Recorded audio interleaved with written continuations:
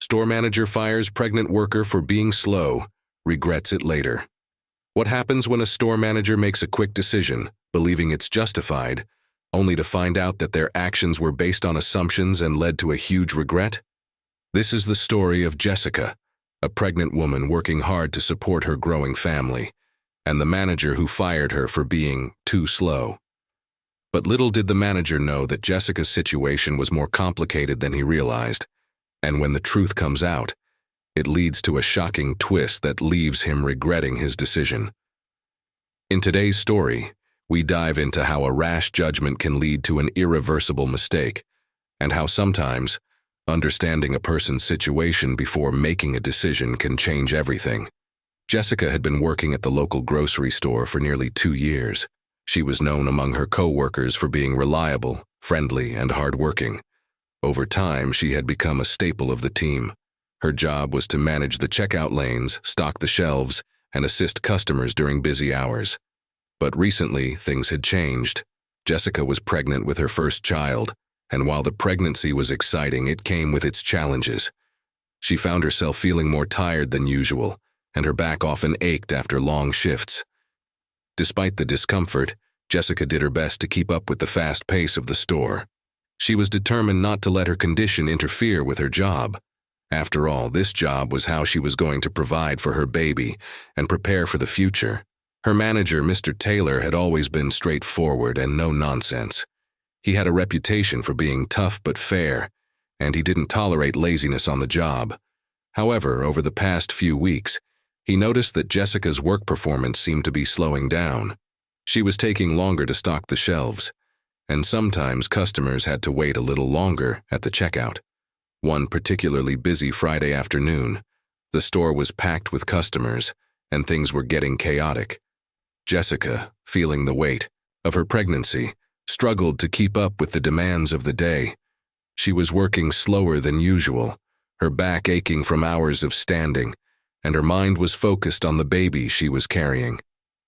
Mr. Taylor noticed Jessica's slower pace as he walked through the store. He had a sharp eye for productivity, and he didn't like what he saw. He approached her in the middle of her shift. "Jessica," he said, his voice cold, "I need you to speed things up. We're losing customers because of your pace, and I can't keep someone on the clock if they can't keep up." Jessica looked up, a bit surprised.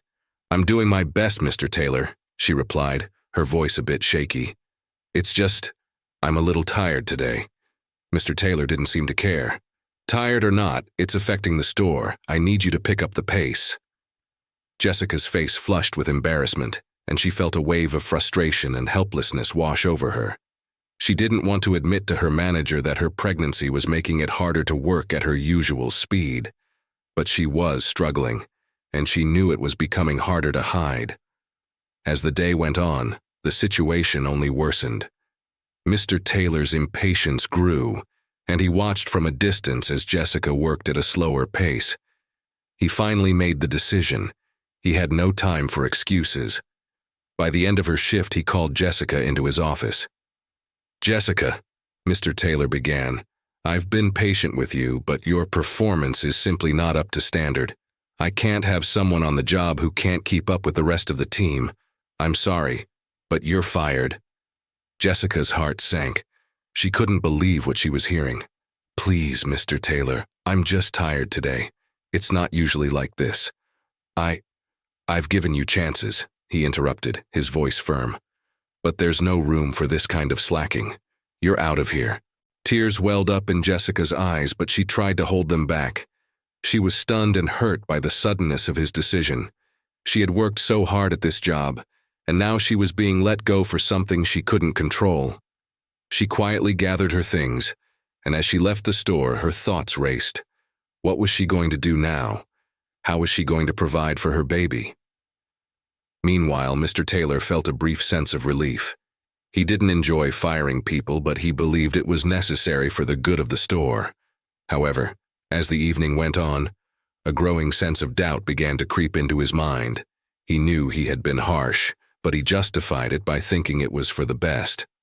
Later that night, Mr. Taylor received a phone call from Jessica's husband, Michael. He was calm but firm, and his voice sent a chill down Mr. Taylor's spine. "Hello, Mr. Taylor. This is Michael Grant, Jessica's husband. I'm a lawyer, and I just found out that you fired my wife today." Mr. Taylor, caught off guard, stammered, "I just thought she wasn't performing well. It was affecting the store, and I had to let her go." Michael didn't waste any time. "You fired her for being slow, right? For not keeping up with the pace of the store?" Mr. Taylor felt the pressure mounting. "Yes, but did you know that she's pregnant?" Michael's voice cut through the air like a blade. Mr. Taylor froze. "Pregnant?" She didn't say anything.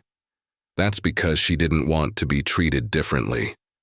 But you've made a grave mistake, Mr. Taylor," Michael continued. "Jessica's pregnancy has been causing her some discomfort, and it's affected her energy levels. She's been pushing through it, but your actions today are unacceptable. You've violated employment laws, and now you'll have to answer for it." The realization hit Mr. Taylor like a ton of bricks. He had made a snap judgment, assuming that Jessica's slower pace was due to laziness. He never considered that she might be pregnant, and now he faced the consequences of his hasty decision. As Mr. Taylor processed what Michael had just told him, his mind raced. He felt a wave of guilt wash over him. He had made the mistake of firing Jessica without fully understanding her situation. How could he have been so blind to what was happening? The next morning, Mr. Taylor found himself sitting at his desk, reflecting on the previous day. He was suddenly aware of how wrong his decision had been. He had let his frustrations cloud his judgment, and in doing so, he had made a young pregnant woman lose her job over something completely beyond her control. Just then, Michael's call came again. This time it was clear. He wasn't calling to argue, but to discuss the situation. "Mr. Taylor," Michael began, "I've talked to the legal team, and there are some serious violations here. But before we go down that road, I wanted to give you a chance to do the right thing. Jessica deserves a second chance." Mr. Taylor's heart pounded in his chest. He knew he had to make things right. "I was wrong. I acted rashly, and I'll do whatever it takes to fix this. Please, tell Jessica I'm sorry. I want her to come back to work." The next day, Mr. Taylor called Jessica and asked her to come back to work. He apologized for his actions, explaining that he hadn't fully understood the circumstances and regretted his decision. Jessica, though still hurt by the firing, appreciated his apology, but she knew things couldn't go back to the way they were before. After careful thought, Jessica agreed to return to work, but under one condition. She would be given proper accommodations to help with her pregnancy. Mr. Taylor agreed immediately, promising to make adjustments in her schedule and workload. As Jessica returned to her role, she was grateful for the second chance. However, the experience served as a reminder to her that sometimes, even the most well-intentioned people can make mistakes when they don't take the time to understand others. For Mr. Taylor, this incident taught him a valuable lesson about empathy and the importance of considering the full context before making decisions. This story is a powerful reminder of the dangers of making snap judgments, especially in the workplace. Mr. Taylor's quick decision to fire Jessica without understanding her situation was an example of how assumptions can lead to regret. It highlights the importance of empathy, understanding, and communication in every aspect of our lives, particularly when it comes to people we work with. Jessica's story is one of resilience.